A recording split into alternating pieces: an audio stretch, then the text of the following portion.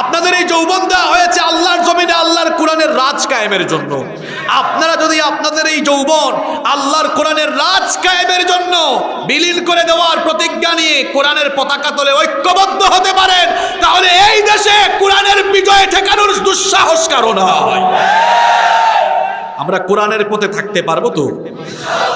মনে রাখবেন, youth is called the golden season of human life. যৌবনকাল হচ্ছে মানুষের জীবনের স্বর্ণালী সময়, গুরুত্বপূর্ণ সময়। এই সময়ে শক্তি কম না বেশি? জোরে বলেন, কম না বেশি? এই মাহফিলে দেখেন আমার অনেক চাচারা এসেছেন, দাড়ি পেকে গিয়েছে।